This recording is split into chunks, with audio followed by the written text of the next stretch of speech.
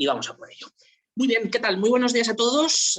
Hoy tenemos una sesión muy especial dentro de nuestro máster universitario en Economía y Gestión de Empresas sobre psicología en el ámbito de la empresa. Es decir, es uno de los elementos que son particularmente interesantes en el momento de cambio en el que se están moviendo la mayor parte de las empresas a nivel global, tanto sean desde pequeñas, medianas, grandes corporaciones, en definitiva, todo el tejido productivo y con independencia también del país donde se da, si es tanto en China, en España, en cualquier otro punto de este mercado pues cada vez más globalizado. Es un elemento como vamos haciendo durante el curso y aquí están presentes tanto algunos sois estudiantes, alumnos este año del máster, como también algunos alumnos del año pasado, de la primera edición del máster, a los cuales doy la bienvenida y me agrada mucho de poder coger y poder también teneros en esta sesión, que creo que va a ser provechosa y desde luego pues muy interesante para ir viendo ciertos elementos sobre psicología para empezar a introducir este contenido. Es un contenido práctico, o sea, y además con una persona a la que le tengo especial aprecio y además cercanía desde hace unos cuantos años. Es Jesús del Sol, que es psicólogo especializado en esta materia. Él es un profesional independiente, lleva trabajando ya un tiempo relevante en esta materia y nos preguntábamos en estos meses de atrás cómo podríamos hacer una primera sesión o poder al menos abrir boca con nosotros para tratar estas cuestiones. Así que, Jesús, muy bienvenido a este máster de Economía y Gestión de Empresas. Tenemos, si te parece bien, ya tenemos el material proyectado sobre la pantalla. Esta sesión se está grabando, con lo cual aquellos que no podáis estar en este momento en directo, pues lo podéis hacerlo en la grabación. Y, por supuesto, pues también contaréis con el material, con lo cual cualquier duda, cualquier cuestión, ya, digamos, tenéis aquí delante a Jesús para que lo vamos a ir viendo. Espero que en más ocasiones, tanto en este curso como en los próximos. Así que, Jesús, muy bienvenido y nada, todo tuyo. Bien, bueno, muchísimas gracias, Javi. El afecto es recíproco. Bien, me encantaría presentarme un poquito más, pero como tengo tantísimas cosas que contar, voy a ir directamente al grano. Luego después vamos a reservar una media hora de preguntas, como hemos dicho. Sí que, bueno, invitaría, porque es verdad que se van a hablar de distintos elementos, muchos de ellos interesantes, muchos de ellos pues tampoco vamos a poder profundizar mucho y sí que ahí os lo dejo a vuestro libre criterio.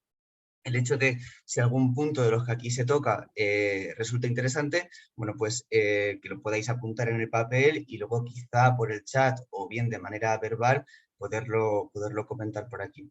Pero bien, como en principio esto es un inicio, tendremos mucho tiempo para trabajar y por supuesto facilitaré por aquí mi contacto pues si pudiera ser de ayuda. Bien, en primer lugar he titulado esta primera intervención como empresa y salud psicológica. ¿Por qué hablamos de salud psicológica y no de salud mental? Porque es verdad que cuando encendemos la televisión y ahora parece que además está muy de moda, ¿no?, el hablar de este asunto, bueno, pues se habla mucho de salud mental. Bien, yo prefiero hablar de salud psicológica sobre todo, y como vamos a ir viendo y desgranando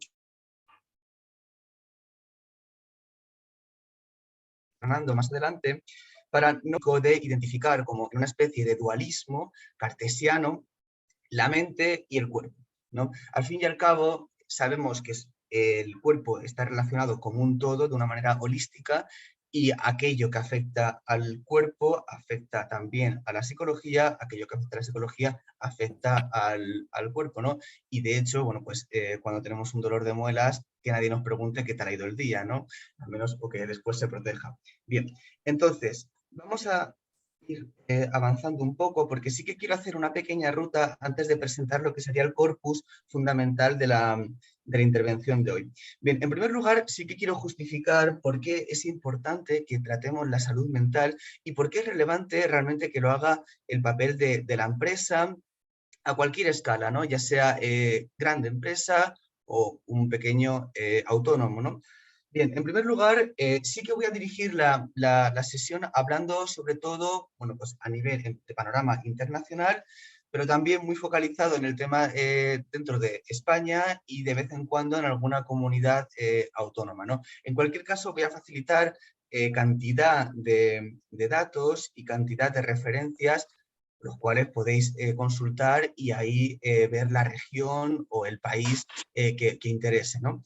Bien, en primer lugar, aquí podemos ver cómo ya en 2017 se apuntaba que una pérdida del 2,2% del Producto Interior Bruto de España ya era por un tema de salud mental. Podemos ver incluso que en un panorama mundial es un 4% e incluso superando a el cáncer, la diabetes y enfermedades respiratorias crónicas. Fijaos las enfermedades que están representadas aquí. El cáncer es una de las enfermedades más prevalentes, ¿no? Ya hablaremos después qué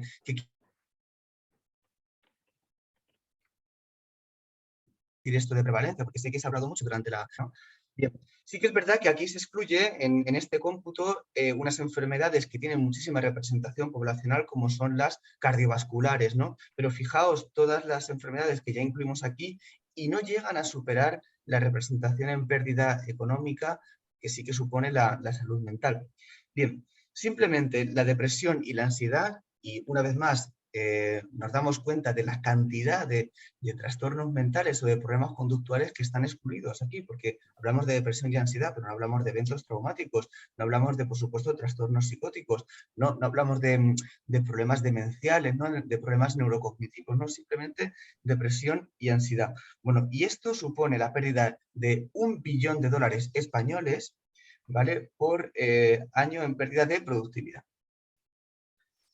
Por tanto, se estima que existe un alto coste que va a raíz de esta salud mental. Y es más, este coste se estima que va a ir incrementándose, ¿no? hasta 2030. Es verdad que se va a incrementar en todas las enfermedades y también se va a incrementar y aún más en el tema de la salud mental. Y aquí surgen las preguntas de ¿por qué es esto? ¿No? Sí, bueno, parece que tenemos ahí un micro abierto. No te preocupes, que silencio el micro. Vale, es que no sabía si era una pregunta. Bueno, en cualquier caso, se puede, no me importa que hagáis preguntas durante la intervención, vaya, la tenemos, que además si hay algo que no queda claro, sería fabuloso, de hecho. Bien, sí que, bueno, se estima que va a haber un aumento en padecer enfermedades y, por supuesto, en el gasto de las mismas. Sí que queda bastante claro entender que esto va a ser así para 2030, entendiendo que hay poblacional cada vez es mayor, ¿no? La esperanza de vida cada vez es más y además más personas. Por tanto, sí que queda bastante bien explicado para muchas de estas enfermedades, pero aún así no se sigue una linealidad, ¿no? Entre esta variable independiente o estas variables independientes y la variable dependiente de el gasto. Bueno, sí que es verdad que podemos considerar, al final, la pregunta que todos nos hacemos, bueno, ¿por qué ahora es el tema de la salud mental? Porque al fin y al cabo llevamos miles de años, ¿no? Como Homo sapiens sapiens, y es el tema de la salud mental cuando ahora aflora. Bueno, aquí sí que me gustaría referir la famosa pirámide de Maslow, con la cual se explica cantidad de situaciones, digamos, del día a día.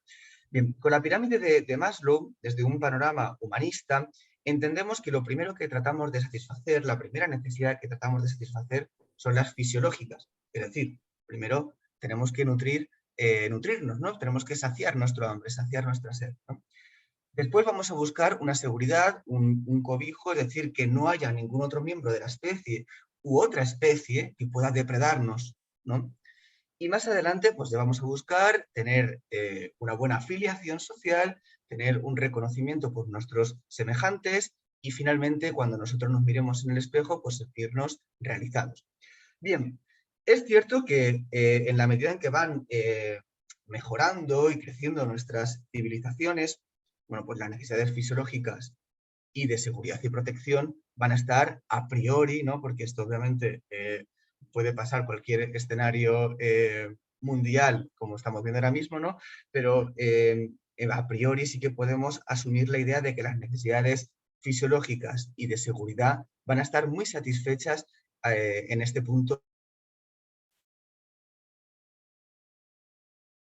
de la historia. Por tanto, la siguiente necesidad es realización. Por tanto, aquí es donde entra con mucho vigor el asunto de la salud psicológica, ¿no? Y es por eso que se estima que ahora hay más demanda, porque también hay más sensibilidad, ¿no? Y también cada vez hay más recursos, ¿no? Y por tanto, pues es más fácil que esto se pueda satisfacer. Bien, vamos a seguir, vamos a continuar, porque ahora vamos a hablar de lo que es la prevalencia. Bien, simplemente por hacer un apunte rápido, porque sobre esta prevalencia vamos a volver, sí que me interesa aquí lanzar una reflexión más adelante, y es simplemente cualquier tipo de trastorno mental, ¿no? Trastorno psicológico. Ya estimamos que un 15% de la población lo va a tener. Por tanto, si tenemos 20 empleados, directivos, 20 personas que conforman esa empresa, estamos hablando de que 3 muy probablemente ya lo tengan, ¿no? Si asumimos que ese grupo poblacional es representativo, ¿no? Bien, por supuesto, sobre esto quiero volver porque aquí hay un sesgo metodológico y es que, claro, cuando nosotros estudiamos, por ejemplo, una depresión, lo hacemos basados en un manual diagnóstico, por ejemplo, el DSM-5, ¿no? Que supongo que a lo mejor en alguna ocasión se ha oído, ¿no? Es de la Asociación de Psiquiatría Americana y ellos pues hacen un manual y ahí pues están todos los trastornos. Y en base a esto, pues hacemos un diagnóstico. Claro, cuando hacemos un estudio y queremos incluir, por ejemplo, una persona que tiene depresión, tiene que cumplir este criterio de inclusión. Pero es cierto que en el día a día, por ejemplo, en la práctica clínica, como yo hago todos los días, muy pocos, por ejemplo, de mis pacientes cumplirían rigurosamente con cada uno de esos criterios de inclusión para un trastorno mental. Sin embargo, tienen un problema psicológico. Por tanto, podemos asumir que el 0,5% de esa prevalencia que estamos apuntando ahí está muy infraestimada, ¿no? Porque existe este sesgo. Seguramente son muchas más las personas, y vamos a verlo más adelante, que necesitan ayuda psicológica porque realmente tienen un problema psicológico, a pesar de que un manual diagnóstico no se lo pueda acreditar, ¿no?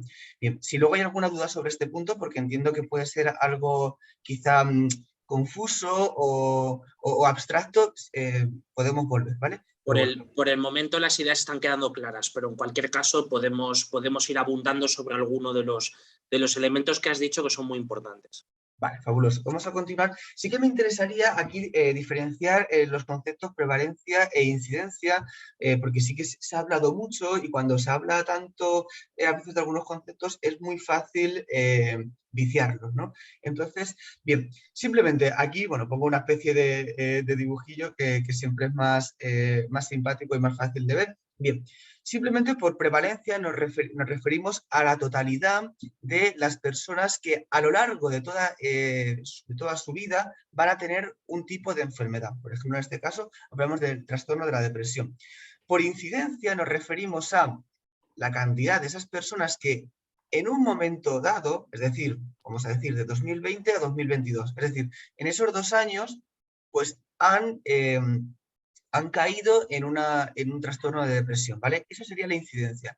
Por tanto, la prevalencia sería el todo, la incidencia sería una parte, ¿no? Entonces, claro, los conceptos que estamos manejando arriba son los de prevalencia, ¿vale? Bien, vamos a continuar. Bueno, aquí simplemente facilitaros esta referencia de esta página web, porque bueno, está muy bien para ver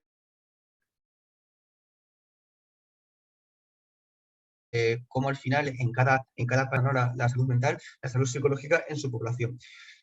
Claro, aquí surge la duda y es verdad que siempre puede haber algún tipo de sesgo metodológico en este plano, ¿no? Porque, claro, por ejemplo, se habla mucho de ahora mismo el TEA, del autismo, que ya anteriormente llamamos autismo. Se dice que ahora mismo hay más niños que sufren este problema. Bueno, esta no es la realidad, son los mismos. Lo que pasa es que las herramientas de identificación de este problema, bueno, pues las tenemos más avanzadas, tenemos más profesionales, tenemos más recursos para identificar que una persona sufre de TEA. Bien, por tanto... Dicho eso, disculpa Jesús, dicho eso, quiere decir que ahora mismo no hay mayor número de enfermedades, sino mayor diagnóstico. En parte puede ser una explicación, ¿no? También es verdad que tenemos que asumir, por otro lado, lo que hablábamos antes de la pirámide de Maslow, ¿no? Estas necesidades, ¿no? Que cada vez van a ser más psicológicas y, por tanto, pues vamos a adolecer más de este tipo de problemas. Pero sí, en parte, claro, al final, esto es importante tenerlo en cuenta. Es más fácil, tenemos más recursos, además hay más sensibilización social con este asunto y, por tanto, pues va a ser más fácil detectar que una persona tenga digamos, depresión, por ejemplo, ¿no? Por tanto, bueno, pues este tipo de gráficas también tenemos que dudar un poco de ellas, ¿no? Porque es un dato, pero cuidado con las conclusiones que podamos extraer. Bien. Bueno, este dato sí que me resulta muy, muy interesante porque aquí ya sí que se tiene más recogido una estimación de lo que es la salud psicológica sin que esté filtrado por el sesgo que antes hablamos metodológico de unos criterios de inclusión, ¿vale? Por tanto, una persona que simplemente tiene un malestar psicológico o no cumple con los criterios de inclusión de esa enfermedad, problema psicológico en su día a día. Y aquí me gustaría recurrir a hacer una pequeña lectura muy, muy, muy breve de este informe psicológico de este autor, de Winchell. Bien, hablamos en Europa, ¿vale? Alrededor de 70 millones padecen problemas de ansiedad. 30 millones depresión, 30 millones insomnio, 20 millones desórdenes psicosomáticos, que volveremos sobre este problema, ¿qué es exactamente?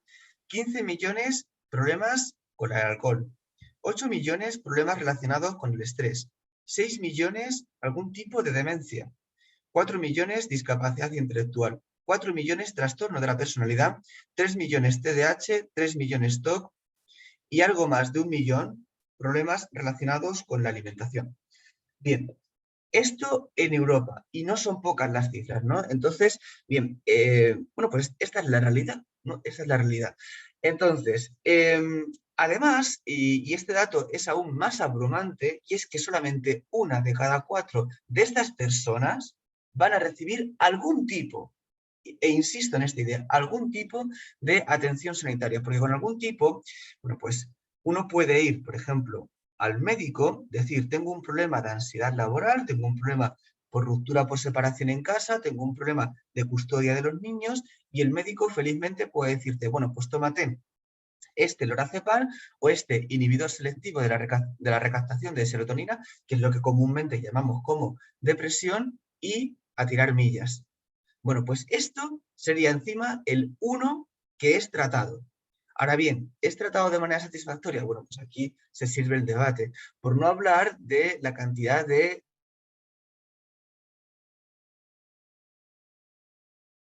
pseudoterapias y cantidad no tienen un sustrato científico que lo sustente, ¿no? Bien. Vale, aquí quiero introducir otro elemento y es el de años de vida ajustados por discapacidad. Bien, como veis, a la derecha facilito una especie de ecuación. Vale, años de vida ajustados por discapacidad. ¿Qué es esto? Pues sería la suma de años de vida perdidos, es decir, supongamos, a día de hoy la vida de la mujer se estima, por ejemplo, en 80 años, ¿no? A grandes rasgos, ¿no? Porque dependiendo del año, y bueno, vamos a plantear esta cifra, 80 años. Si asumimos que unos años perdidos, por ejemplo, porque ha tenido un cáncer y muere a los 70 años, bueno, pues son 10 años perdidos de vida. Supongamos que además este cáncer es diagnosticado y lo sufre en su día a día desde los 55, ¿no? Bueno, pues aquí sumamos los años desde que es diagnosticado este problema, los años que ha perdido, es decir, 10 años, y tenemos los años de vida ajustados por discapacidad, es decir, 25 años de su vida que son muy, muy extremadamente condicionados por una enfermedad. Bien, a la izquierda he dejado por aquí los trastornos más importantes, ¿no? con mayor representación poblacional. y podemos ver cómo la depresión es la cifra, ¿no? La alta cifra de 65 años. O sea, 65 años de una persona que, bueno, que comúnmente puede ser una esperanza de vida, ¿no? A nivel, al menos en Europa, en España, de 80 años, ¿no? Esto es tremebundo, ¿no? Bien, ahora la pregunta que puede surgir, y sería muy natural, es, vale, esto en cuanto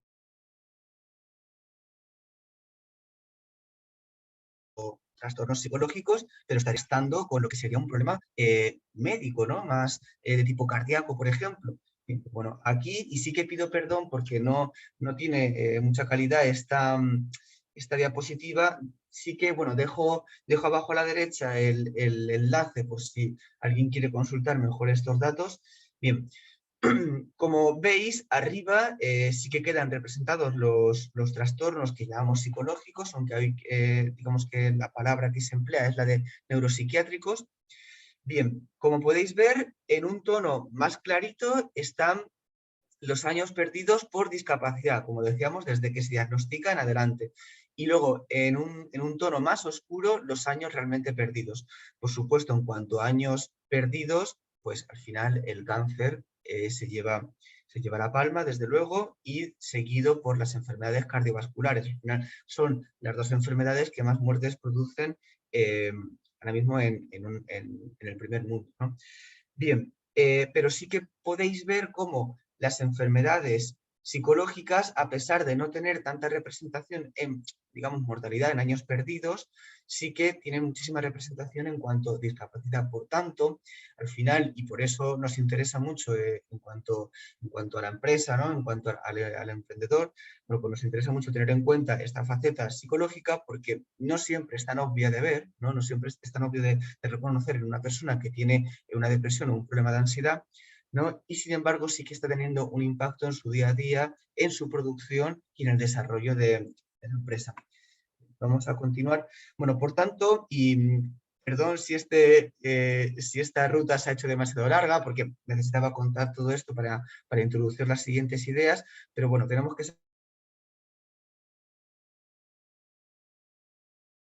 extraer estas conclusiones y altamente incapacitante.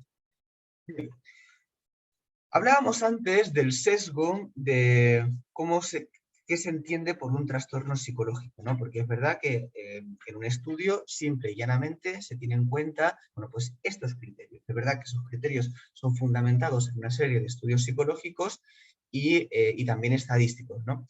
Vamos a profundizar un poquito a qué nos referimos cuando hablamos de un malestar, de un trastorno psicológico. Bien, comúnmente, o más anteriormente, se reflejaba que para que sea un trastorno psicológico tenía que ser marginal, raro a nivel estadístico, ¿no? Entonces, teniendo en cuenta pues, la ley de los grandes números, ¿no? La distribución normal de Gauss, bueno, pues entendemos que sería a partir de 2 o 3 desviaciones típicas, ¿no? Cuando empezamos a establecer, ¿no? Al fin estamos hablando de un porcentaje de la población de 5%, ¿no? Cuando empezamos a establecer que tienen un problema psicológico. Por supuesto, esto es profundamente refutado, ¿no? Porque al final, si todos de repente tenemos un problema de depresión, un 80% de la población tiene un problema de depresión que le impide hacer un currículum, buscar trabajo, buscar hacerse su día a día y está aislado en su casa, por mucho que sea el 80% y sea una cantidad, una mayoría, eso no nos exime de que es un trastorno psicológico, ¿no? En toda regla. Bien. También se habla de inadecuación cultural y es verdad que dependiendo de la cultura, dependiendo de la religión, la ideología, bueno, pues hay una serie de prácticas que pueden ser consideradas en una persona, en un grupo social como normal y en otro como no normal, ¿no? Bien, perfecto. Continuamos y estos dos siguientes son los que más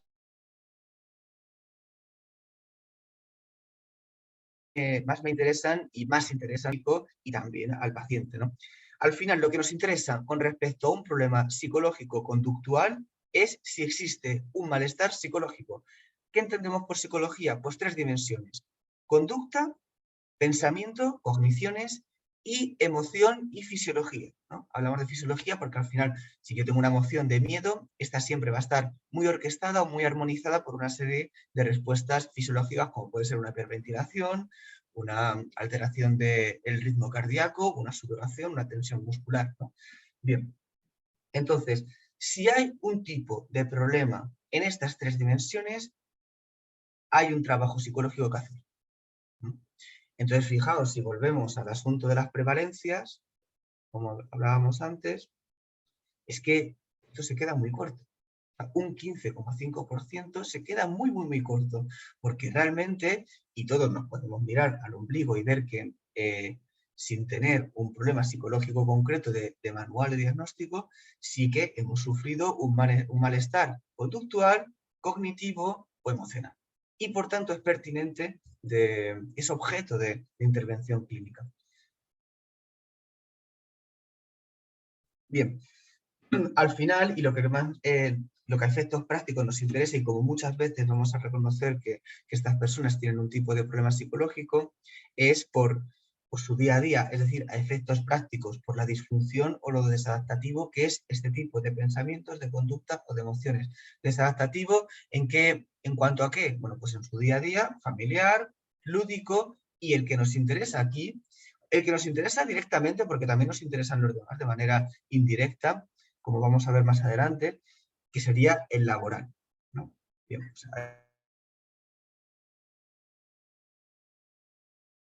pues, vamos a continuar. Vamos a ir poco a poco estrechando el cerco y ya vamos a hablar un poco de al final cuál es el papel de la empresa en todo esto, ¿no? Al final, pues toda esta ruta de un poco explicar el impacto y también la entidad de la salud mental en sí, bueno, pues hay que hacerlo para llegar a este punto.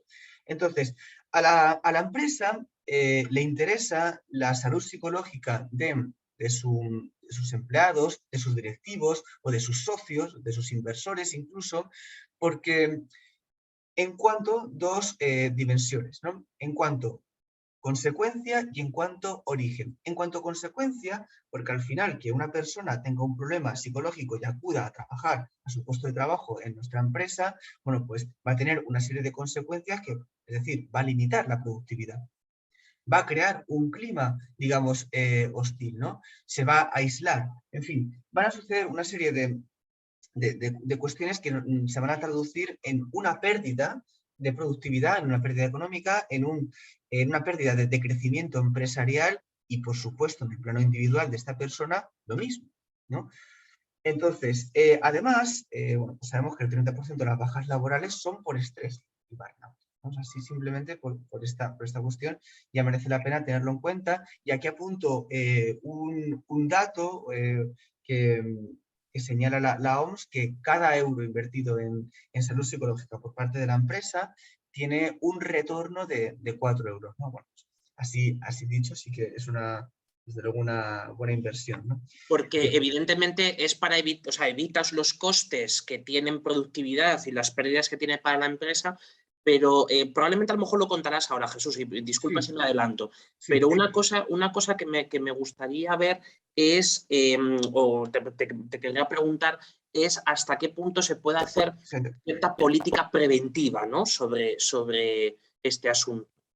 Sí, bien, esto, si no te importa, Javi, te contesto dentro de Sí, unas sí, 3 diapositivas. me imaginaba que me estaba adelantando, o sea que Sí, no, pero es que ya. al final es la urgencia de la pregunta porque todo esto nos va lanzando hacia este escenario, ¿no? Que es al final, Sí. bueno, y nosotros como empresarios, como directivos, ¿no? Como un papel importante dentro de la configuración de una empresa, vale, puedo intervenir, pero si encima esto me lo puedo ahorrar, entiendo que todavía ahorro más, ¿no? Si ya no estoy previniendo, todavía ahorro más y encima más eficiente y genero mejor bienestar a esta persona, ¿no? Por eso sí, la pregunta era obligada, la comprendo.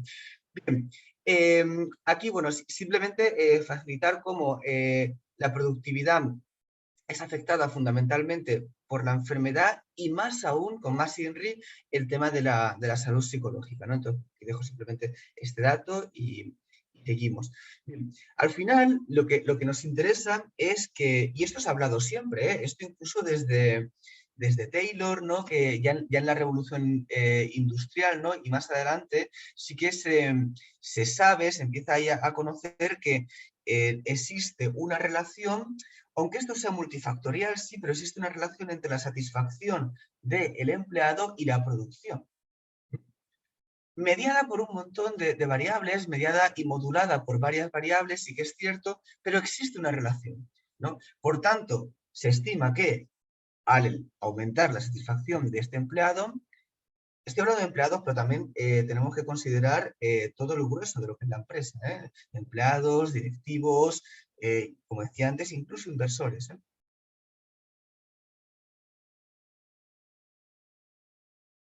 Bien, entendemos que al aumentar, y por tanto vamos a dotar de mejor crecimiento y vida a esta empresa. ¿En qué afecta la satisfacción? Bueno, pues aquí dejo algunos, porque solamente algunas de las dimensiones en las que mejora esta variable independiente de la satisfacción en la variable dependiente del trabajo del empleado. Ejecución, rendimiento, absentismo, ¿no? Pues al final que esta persona decida irse antes, llegar más tarde o simplemente no ir a trabajar, ¿no? Entonces, bueno, pues esto sucede y es uno de los quebraderos de cabeza al final de recursos humanos en cualquier empresa. La relación externa, pues al final que una persona esté en nuestra empresa, pero simplemente de una manera temporal, porque las condiciones no son las que él quiere y prefiere irse a otro lugar, bueno, pues esta relación externa hace perder dinero a la empresa, porque al final, si esta persona se va, tengo que hacer un proceso de selección que ya es costoso, tengo que formar a esta persona que ya es costoso y luego encima tiene un periodo transitorio de adaptación y eso es costoso, eso también es pérdida. O sea que al final tardo en torno a un año en que esta persona empiece a tener su pico de producción, ¿no? Y todo esto por el final a la persona que estaba anteriormente en ese puesto de trabajo no haberla tenido satisfecha, ¿no?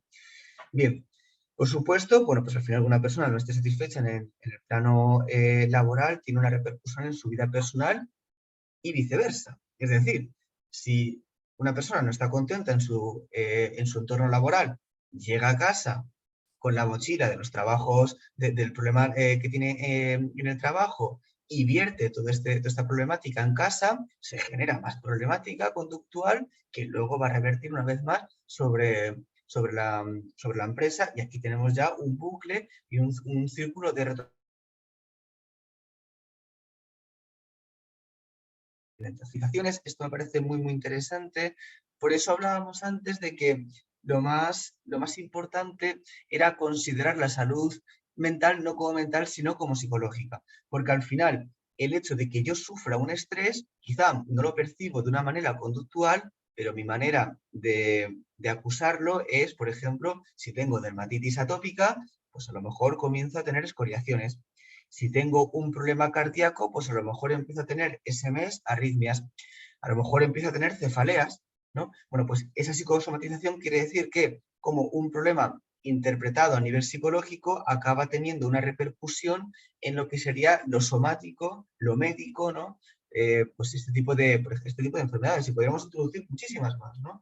Y más del día a día. Pero bueno, como al final el tiempo corre, voy a continuar, ¿no? Y al final bienestar, porque al final también queremos que las personas que participan de la empresa gocen de un bienestar.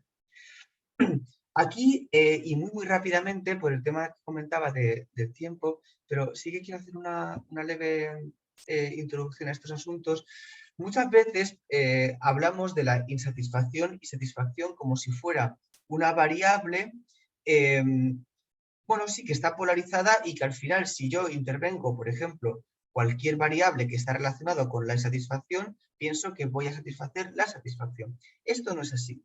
Por mucho que insatisfacción sea la negativa de satisfacción, la manera de abordar la insatisfacción laboral y la manera de abordar la satisfacción laboral son bien distintas, ¿vale? De tal manera que muchas veces pensamos que si subimos el salario, si cambiamos la política empresarial, las condiciones del trabajador, vamos a tener a los trabajadores contentos. Bueno, pues no es así.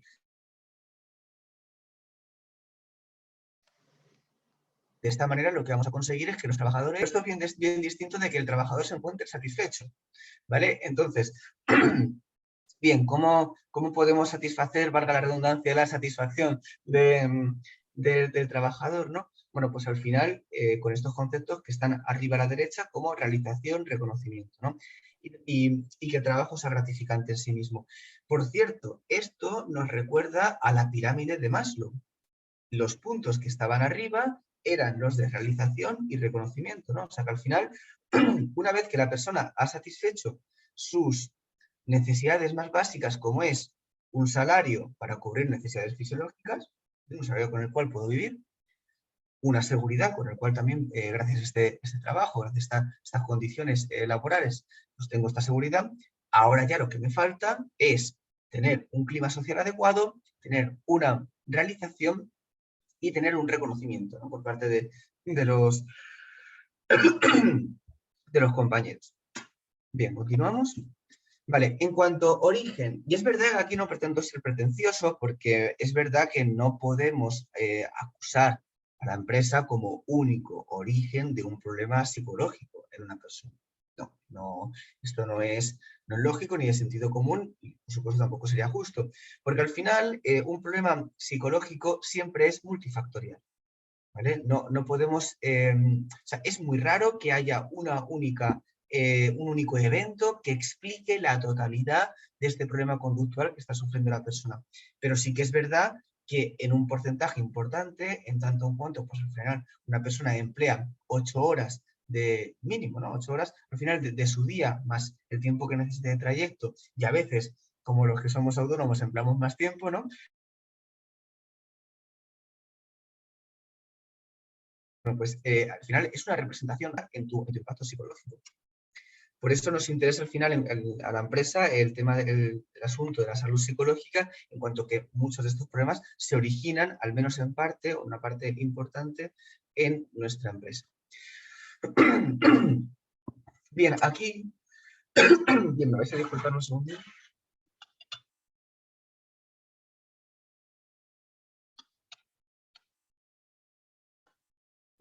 Bien, aquí os presento un modelo que llamamos el ABC y que esto es, bueno, pues al final lo más importante o un núcleo fundamental de una terapia psicológica. Esto es, digamos, que es el fundamento para entender la conducta de un individuo. Todo tipo de conducta siempre se origina en un acontecimiento, un estímulo que llamamos aquí A, una especie de acontecimiento, el cual va a tener una interpretación. Es decir, nuestro intelecto se pone en servicio de interpretar este acontecimiento y darle algún tipo de atribución de conclusión. Y una vez que esto se da, una vez que depende, por supuesto, de nuestra cosmovisión, ¿no?, de nuestra experiencia, bueno, pues una vez que se da esta interpretación, se dan una serie de consecuencias a nivel emocional y a nivel conductual, ¿no? Bien, por tanto, aquí la empresa tiene muchísimo poder porque al final sí que puede modificar y fácilmente muchos de estos acontecimientos, muchos de estos eventos, ¿no? Por tanto, es verdad que luego nos quedaría el siguiente problema, que sería el de la interpretación, ¿no? Y aquí es donde, pues, vamos a hablar luego después de un modelo donde también se interviene, ¿no? Pero al final la empresa tiene dos brazos fundamentales para tratar el tema de la salud mental, que es en cuanto a acontecimientos, en cuanto a eventos que pueden tener un impacto sobre la salud del individuo, y en cuanto al que hace la persona. Y esto es algo de lo que vamos a hablar inmediatamente. Bien, aquí también quiero comentar rapidísimamente este modelo de relación de vulnerabilidad y estrés, que al final, bueno, como veis, la variable que tenemos a la izquierda serían los acontecimientos que pueden ser estresantes. Bien, factores estresantes, es decir, yo puedo tener muy pocos factores estresantes en mi vida, una vida muy tranquila, pero puede que tenga muchos si, por ejemplo, en el trabajo me están apretando las tuercas, si, como decíamos antes, este ejemplo que poníamos, estoy sufriendo una situación de divorcio, de ruptura, de separación. Bien, pues eso son una serie de, por ejemplo, incluso una mudanza, ¿eh? Una mudanza también actúa como un factor estresante importante. Bien, entonces, esos factores estresantes relacionados con la otra variable, que es la de vulnerabilidad. ¿A qué nos referimos con vulnerabilidad? Bien, pues son los recursos que tiene la persona al final para llevar a cabo su día a día. Es decir, Si yo estoy muy aislado a nivel socialmente, tengo muy pocos recursos. Si yo además tengo una situación económica difícil, también tengo muy pocos recursos. Si a su vez soy una persona poco resiliente, poco resistente, tendente más bien a la ansiedad, ¿no? a la desestabilización emocional, bueno, pues esos son pocos recursos. De tal manera que si yo tengo un factor estresante alto o medio y una vulnerabilidad alta, porque tengo pocos recursos, es muy fácil que sobrepase el umbral y por tanto tenga una conducta desorganizada. Por tanto, lo que se busca cuando hablábamos de ayudar a esa persona a interpretar de una manera adecuada, gestionar conductualmente, gestionar emocionalmente, es básicamente mejorar esta vulnerabilidad, es decir, que haya más recursos y por tanto que sea más difícil sobrepasar ese umbral. Y cuando hablamos de que en la empresa podemos modificar esa situación, ese acontecimiento A, nos estamos refiriendo a esos factores estresantes. Entonces, si podemos modificar al menos los factores estresantes competentes para la empresa, bueno, pues aquí estamos ahorrando muchísima carga psicológica al empleado, al directivo o cualquier persona que participe de nuestra empresa. Bien, al final todo este trayecto espero que no haya sido demasiado largo, arduo o angosto, pero todo este trayecto era para llegar a este... Desde luego que no, ha sido muy interesante. Vale, entonces, todo esto ha sido por llegar a este punto. Alguno puede pensar, bueno, pues igual Jesús te lo podrías haber ahorrado todo lo demás, ¿no?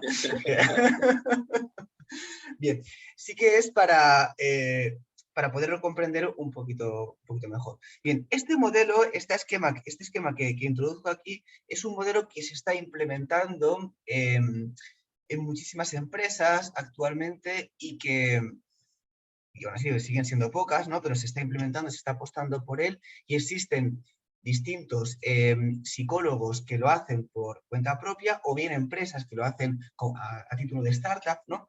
Y que están trabajando este modelo que es circular y esto es lo bueno. Vamos a ver, vamos a explicarlo y vamos a ir paso a paso, poquito a poco.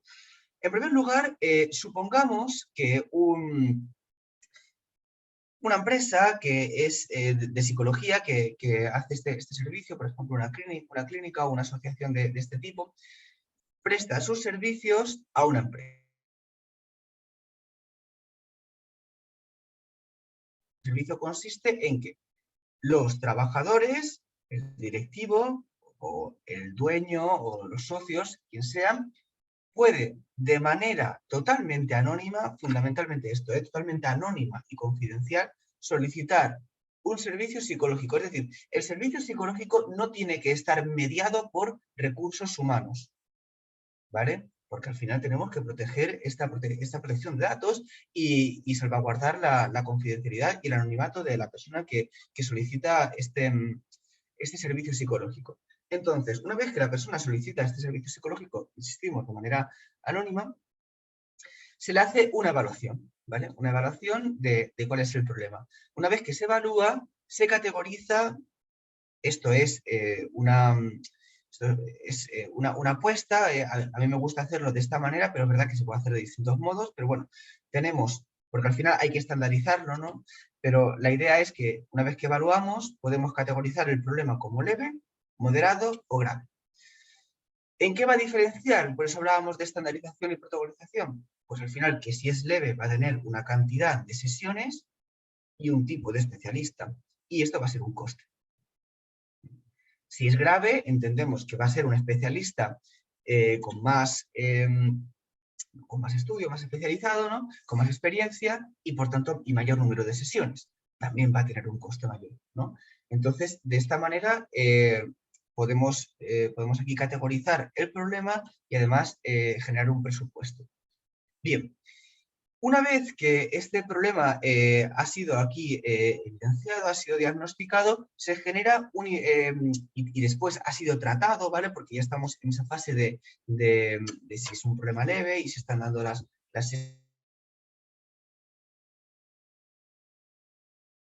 bueno, pues se genera un informe psíquico, se van a referir todo este tipo de enfermedades o problemas psicológicos. Ahora después vamos a volver sobre esta diapositiva, pero simplemente para crear así una panorámica muy rápida de cuáles son estos problemas, ¿vale?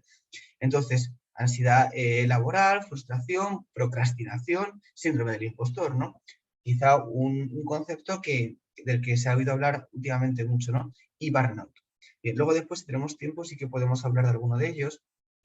Bien, entonces, ¿por qué es importante al final que el psicólogo refiera un informe psicológico a recursos humanos, dirección o a la empresa? Bueno, pues siempre tiene que ser, insisto, una vez más, anónimo y confidencial. En ningún momento tiene que saberse quién es la persona que ha solicitado este servicio y, por supuesto, bajo ningún concepto, qué tipo de problemas está acusando. Bien, pero lo interesante de al final referir este informe psicológico a, digamos, a la empresa, a los directivos, es que estos pueden decidir qué pueden cambiar para mejorar la vida de esta persona. Por tanto, fijaos qué coherente es este modelo con lo que hablábamos antes. Al final, eliminamos el factor A, ¿vale? El acontecimiento, es decir, podemos reducir, mejorar la situación de la empresa, y también estamos dando un servicio directo a la persona, es decir, el factor B y el factor C están siendo satisfechos, ¿no? Bien, estamos, por supuesto, aumentando los recursos y a su vez reduciendo esos factores estresantes. Por tanto, al final, este tipo de modelo, y ya me voy a la parte derecha de la diapositiva, es un modelo que llamamos circular y que beneficia a todas las partes y este va a ser satisfecho porque se va a modificar el escenario y a su vez se le va a dar una atención psicológica y a su vez la empresa recibe una serie de beneficios en tanto en cuanto si el individuo está satisfecho y está estable a nivel mental, también va a producir mejor, va a trabajar mejor, generará un clima eh, más adecuado, vendrá con más motivación a trabajar, va a ser más difícil que se dé un absentismo, va a ser más difícil que se dé una rotación externa y al final vamos a crecer más como empresa y este individuo va a crecer más de manera particular. A su vez, es verdad, y esto tenemos que ser honestos en este punto, y es que existen unas dimensiones dentro del individuo que son extralaborales. Y es verdad que muchas veces el individuo va a solicitar un servicio psicológico y no va a ser por un problema de la empresa, de tal manera que cuando luego el psicólogo refiere al informe, pues eso va a estar vacío, porque no hay ningún punto que sea de competencia para la empresa. Pero a lo mejor es simplemente un asunto, supongamos, marital, ¿no? Bueno, pues entonces a la empresa no le importa en nada esto.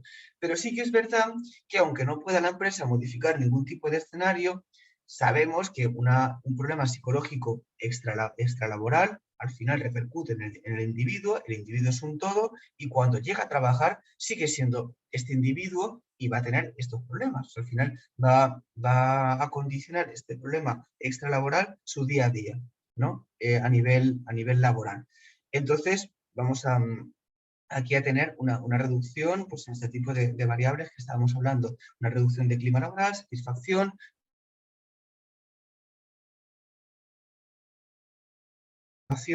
Bien, luego podemos comentar algo más de este modelo, pero vamos a continuar y concluir ya por aquí. Sí que van a ser las 10, ¿no? Entonces, bueno, la idea sería dejar un turno de media hora al menos que podamos compartir. Bien, estos son, como decíamos antes, los problemas conductuales que se pueden referir en el informe psicológico, ¿no?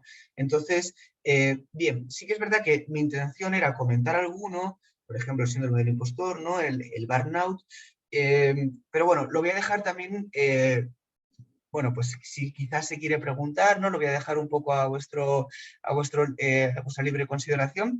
Y bien, es verdad que traía otras cosas también preparadas por si acaso esto se quedaba corto, iluso de mí, ¿no? Pero pero bueno, ya tendremos ocasión en otro momento de poder hablar de esto. Yo si te parece, mil gracias Jesús por toda la explicación y por toda la ruta que hemos hecho durante estos minutos.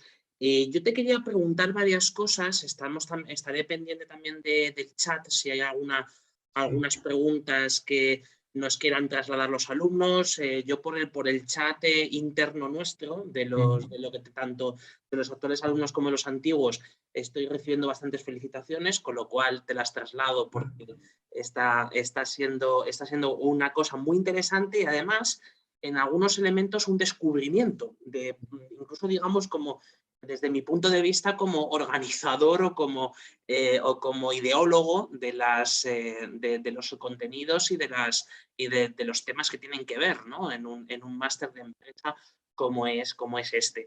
Yo te quería preguntar dos cuestiones. La primera, cuando hablabas al inicio, porque era de gran interés el diagnóstico, esa foto que nos has ofrecido de cuáles son esas principales enfermedades, cómo afectan a la productividad y evidentemente pues a la generación de resultados de las empresas.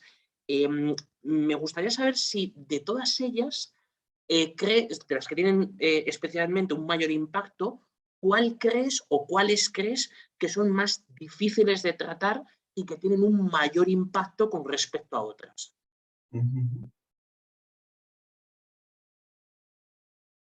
Vale, eran dos preguntas, ¿verdad? Quizá la quieres Sí, formular la otra.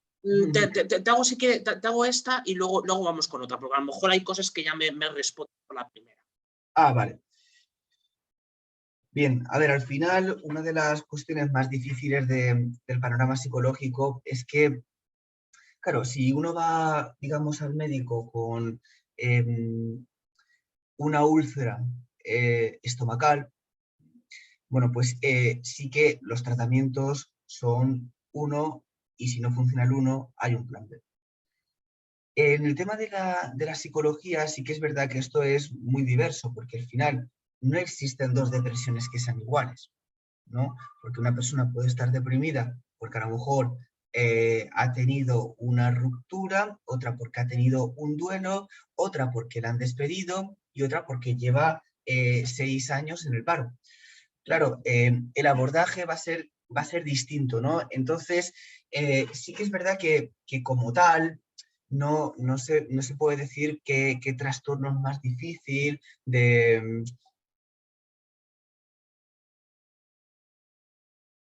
digamos, de abordar. Sí que es cierto que vemos que no existe una cura, entre comillas, como tal, ¿no? O sea, al final el paciente tiene que acostumbrarse a vivir con ello, ¿no? Por ejemplo, hablamos de esquizofrenias, hablamos de trastornos bipolares, que comento rapidísimamente qué es.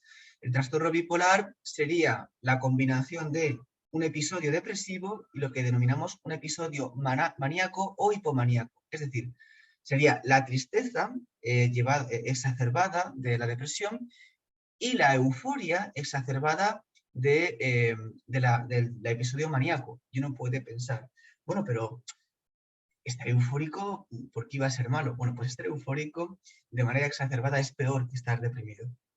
¿Mm? De hecho, esto, bueno, son unos tratamientos que se tratan con litio a nivel, digamos, bioquímico y luego, pues, bueno, son una cantidad de muchísimos tratamientos y psicológicos, un seguimiento muy, muy estricto, ¿no? Pero, por ejemplo, una persona que está muy eufórica en un estado así es capaz, por ejemplo, de hipotecar su casa para a lo mejor apostar, ¿no? Porque con ese estado de euforia no tiene ningún tipo de represión de esos impulsos, ¿no? Y esto, al final, cuando acaba el episodio, es mucho más pernicioso, ¿no? que un problema de depresión, ¿no? Pero sí que es verdad que esta pregunta que me haces es que es difícil de responder y yo creo que además ni siquiera hay respuesta, porque es que al final un abordaje psicológico es tan idiosincrásico de la persona, es tan particular, que por más que intentemos estandarizar protocolos de intervención, al final siempre que adaptarlo a cual sea terapia, ¿no? Y desde este punto de vista, al final, pues uno puede tener un problemita muy, muy concreto, como a lo mejor es una fobia a las arañas, pero si esta persona tiene un panorama individual muy, muy complicado, quizás haga un mundo y quizá nunca se solucione, ¿no? Entonces, al final son muchísimos factores y muchísimos elementos que entran en esta ecuación y es difícil de responder esa pregunta, aunque sí que es verdad que ya te digo, hay algún tipo de enfermedad como esquizofrenia, trastorno bipolar, algunos tipos de, por ejemplo, daños adquiridos, como pueden ser, pues imaginemos que yo tengo un accidente de moto y me doy un golpe importante en una zona del cerebro y por tanto pierdo las funciones que corresponden a esa región cortical, ¿no? Bueno, pues en ese caso es verdad que yo puedo mejorar durante los primeros 6 meses por esa neuroplasticidad que hablamos del cerebro, que es que el cerebro puede regenerarse, pero tras esos 6 meses se acabó, ya como me quede, me he quedado, ¿no? Claro, pues ahí ya por más que empleemos recursos psicológicos, no vamos a hacer mucho más.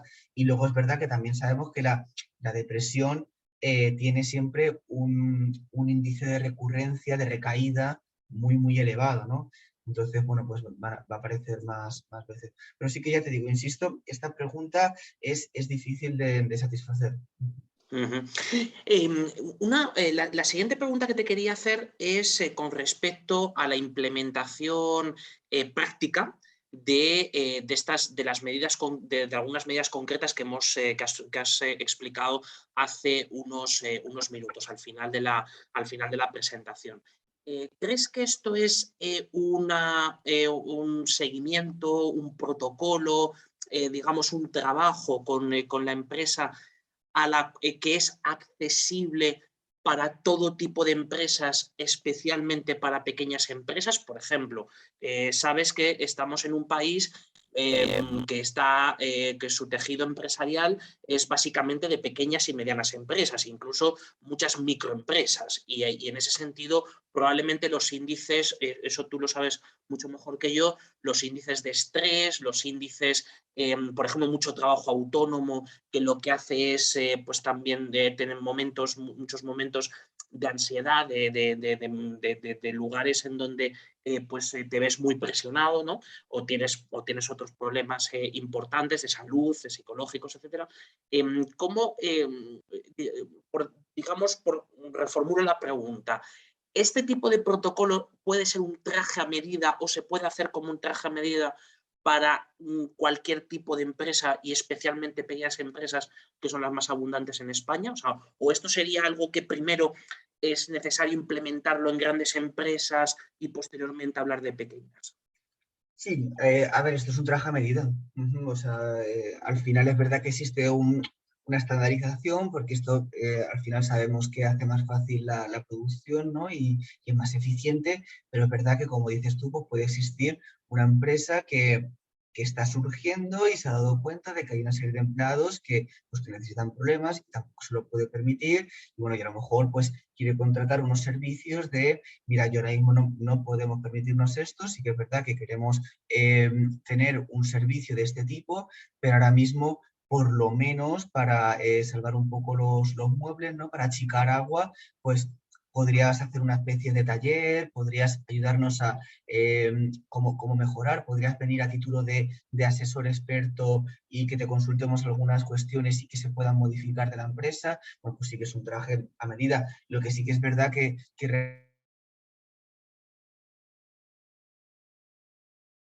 y es que por más que una empresa es, ¿no? 1 euro son 4 de retorno, ¿no? O sea que sí que es verdad que uno puede caer en la tentación, ¿no? Y esto es mucho quizá de nuestra época, del cortoplacismo y del resultadismo en ese corto plazo, ¿no? Pero claro, esto estamos hablando pues fíjate, la depresión al final eran años ajustados de discapacidad 65,5 años, ¿no? O sea, al final es probable que un trabajador, bueno, es más, una persona comienza a estudiar bachillerato, se licencia, se especializa, comienza a trabajar y desde bachillerato está deprimido. O sea, imaginemos el potencial de esta persona si podemos suprimir o ayudarle a lidiar con esta depresión, ¿no? Entonces, claro, al final sí, es verdad, es un dinero y yo lo veo todos los días en sesión que sé que es para las familias, para las personas, supone un esfuerzo económico importante, pero una vez que uno llega al final, dice, no, pues es que es que este dinero merece la pena, porque al final es que es toda mi vida lo que luego está en juego, ¿no? Entonces es una inversión. Y si esta inversión, en vez de que sea algo 100% financiado por las familias, acabas de decir una cosa de extraordinario interés, que es la aparición temprana, ¿no?, de este tipo de problemas. ¿Crees que sería algo conveniente, necesario, en el que deberían participar desde los colegios, los institutos y, por supuesto, una escuela de negocios como la nuestra? Absolutamente, o sea, sí que es que, claro, si esto lo asumimos tal y como es y sabemos que existen trastornos referidos a la población infanto-juvenil, bueno, pues entonces es lo mismo. A día de hoy, o sea, un adulto emplea sus 8 horas laborales en un trabajo. Claro, sí que es verdad que existen unos seguros de los cuales no hay mucho conocimiento, pero existen unos seguros que pueden solicitar los alumnos en los institutos para poder asistir a sesiones. Y este seguro que se paga con la matrícula, ¿no?, que se cubre con ese gasto de la matrícula, lo cubre. Lo que pasa es que es verdad que esto es algo que no se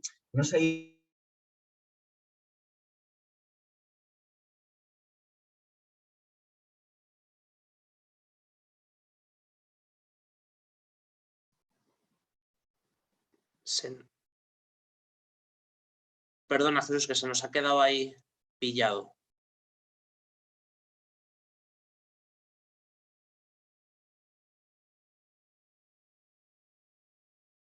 Vaya.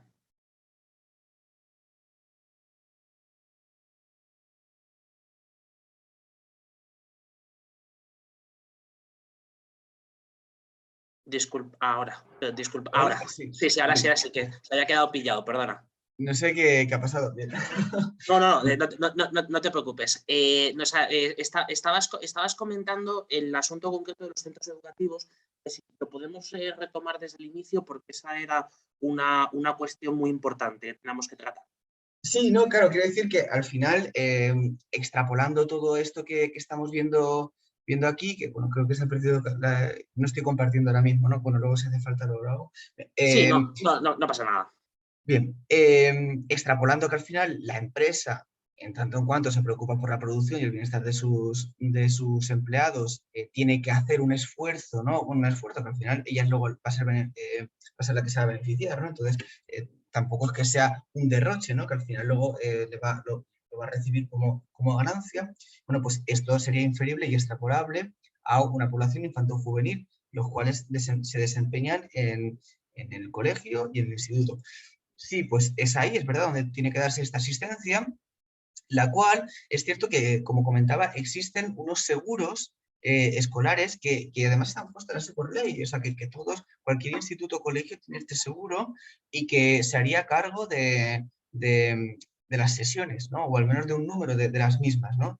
Sí que es verdad que esto habría que airearlo un poco más, ¿no? Y desde luego facilitarlo bastante, porque es verdad que se ofrece como si fuera al final un margen muy ínfimo, ¿no?, de la población juvenil los que van a necesitar este servicio, ¿no? Y debería ser algo mucho más normalizado o al menos más accesible y mucho más conocido.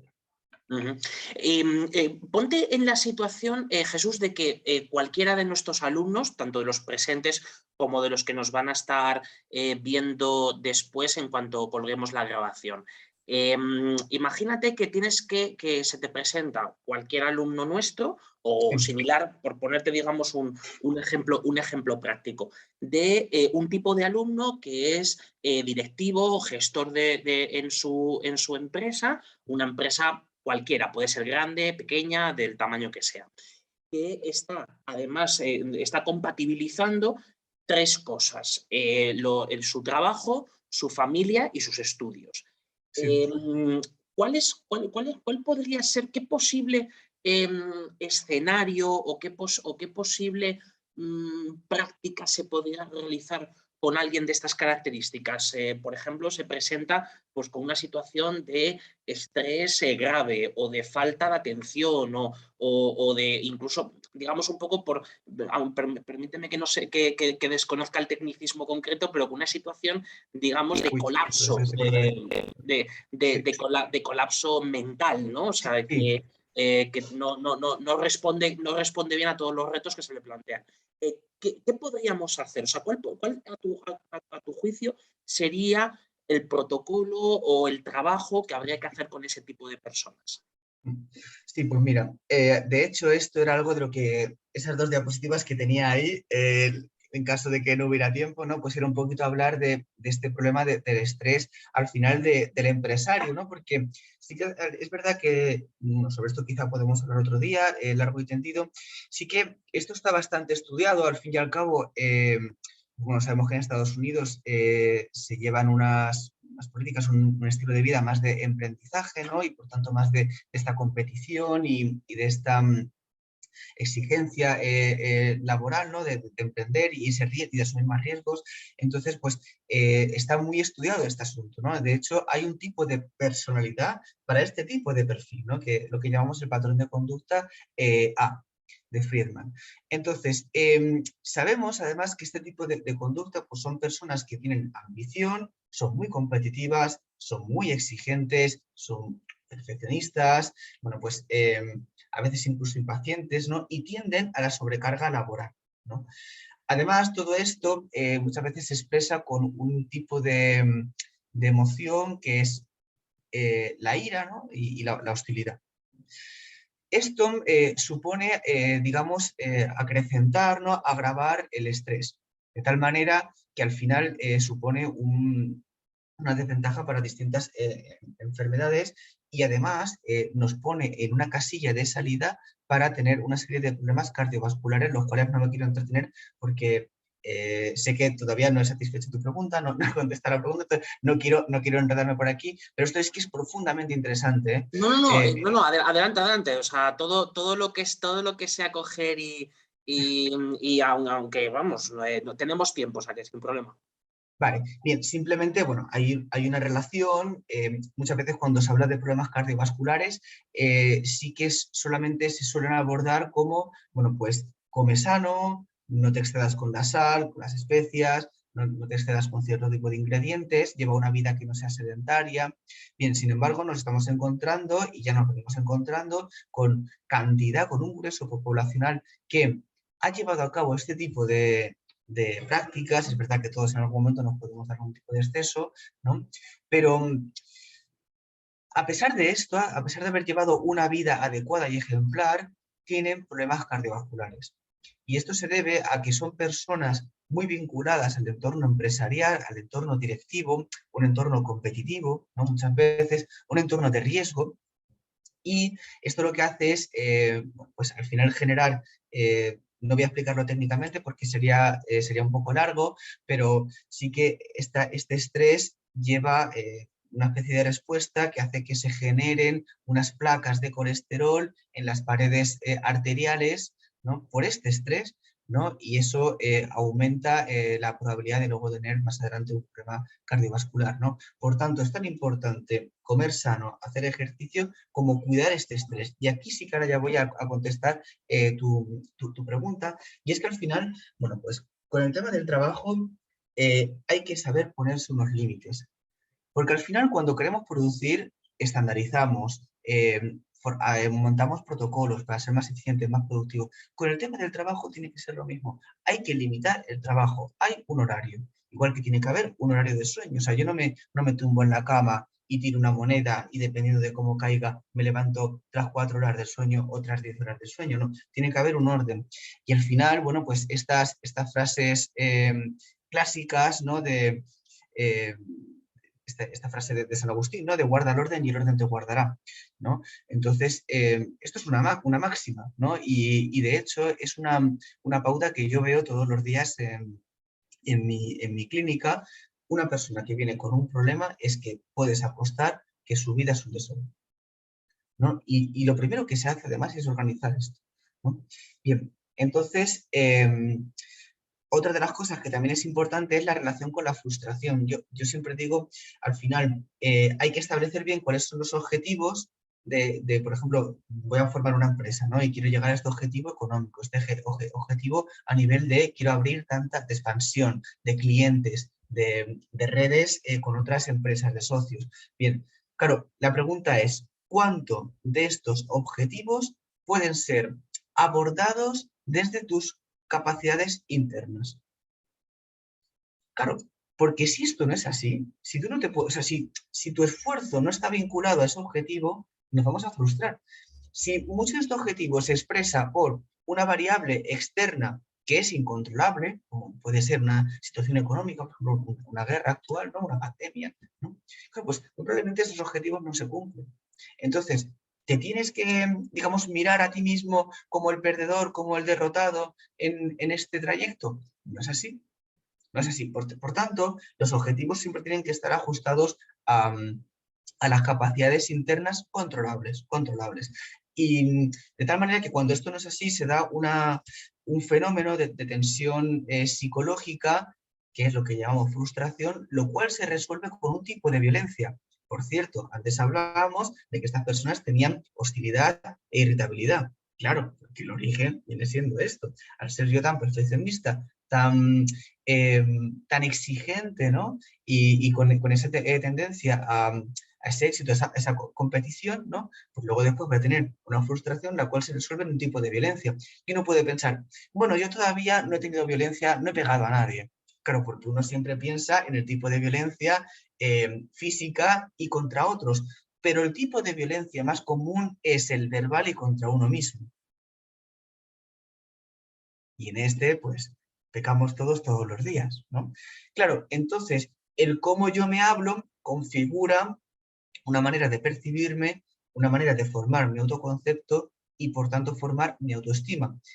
Cuando hablamos de autoestima, y además aquí voy a emplear una serie de conceptos un poco más economistas, ¿no? Económicos, ¿no? O sea, de esta disciplina, y es que si yo tengo una baja autoestima a nivel monetario, es como si estuviera depreciado para mí mismo. Si yo me interpreto como depreciado para mí mismo, en algún tipo de situación, de relación, en algún tipo de empresa, en algún tipo de negociación, voy a sentir que no valgo tanto. Por cierto, esto además correlaciona, porque es que todo está muy vinculado, ¿no? Con el tema del síndrome del impostor, ¿no? Entonces, bueno, Explícate un poco más ese punto. el síndrome del impostor.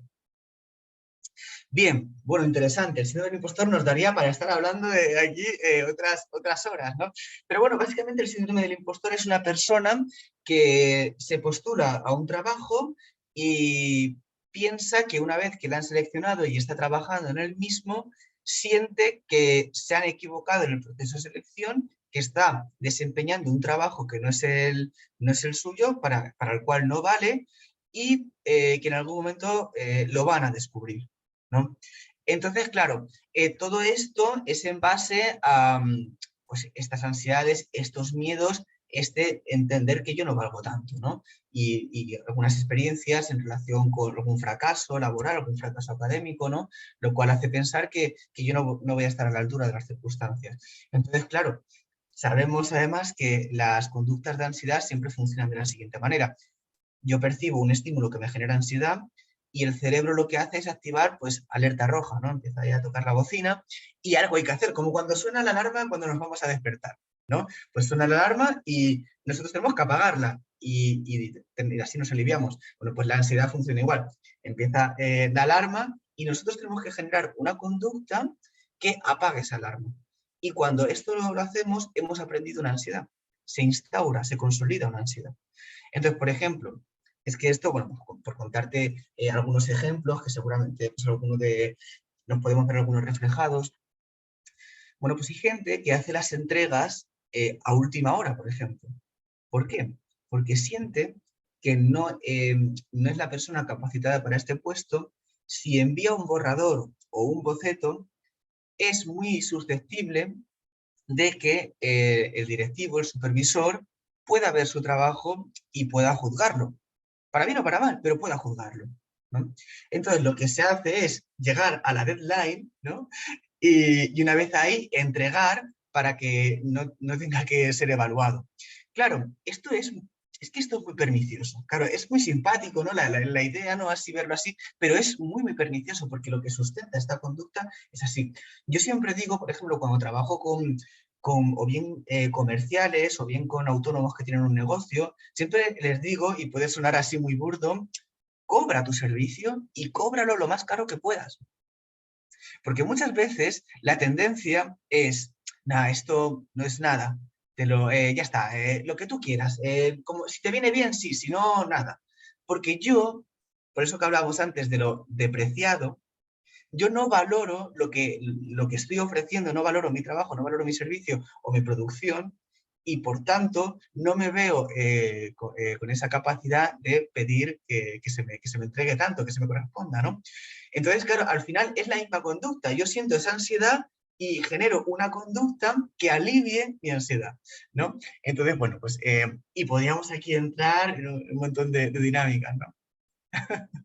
Es que esto, esto es un tema de gran interés porque en las políticas de fijación de precios, por ejemplo, sobre todo de los profesionales independientes, pero también incluso como política de empresa, este factor psicológico de cómo fijas las tarifas de los servicios o de los bienes que vendes y sobre todo cosas que están en el trasfondo de ir, por decirlo así, arrastrando los pies con respecto a los plazos que se ponen, esto es de un extraordinario interés, ¿eh? O sea que Sí.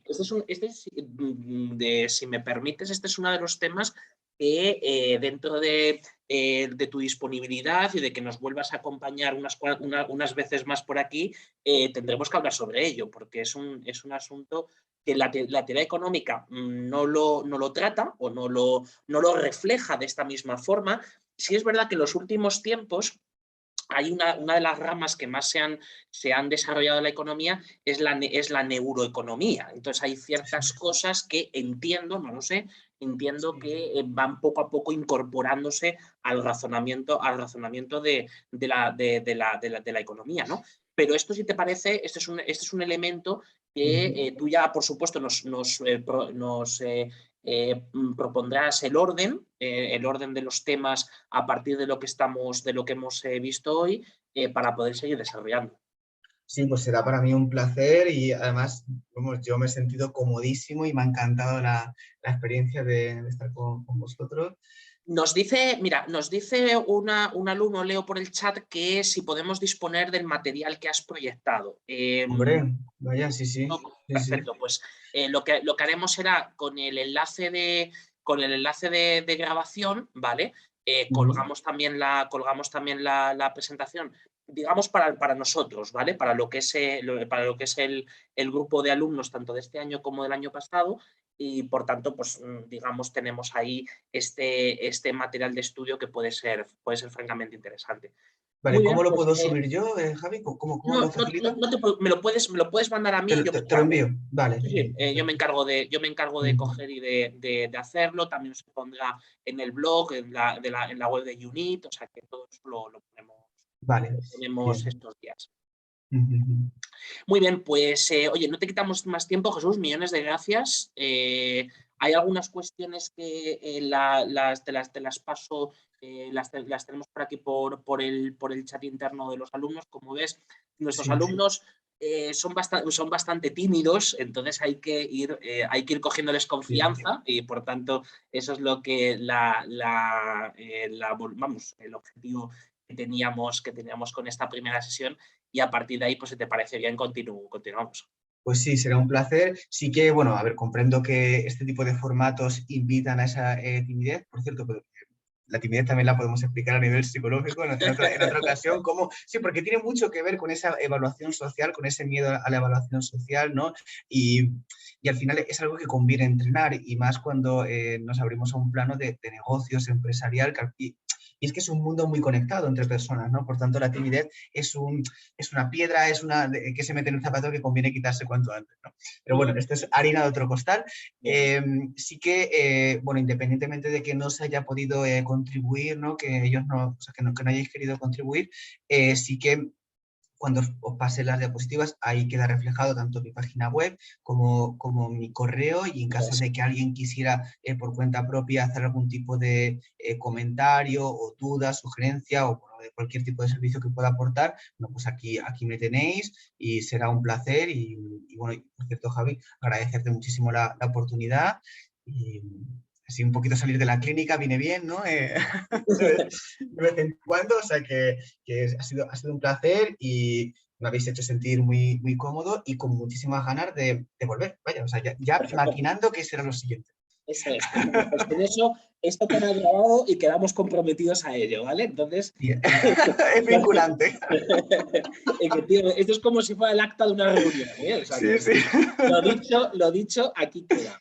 Bueno, Jesús, millones de gracias y nos vemos la próxima. Gracias a todos los alumnos y, por cierto, los que tenemos esta semana, recordad que bueno, mañana viernes, mañana y viernes tenemos las dos asignaturas de esta semana.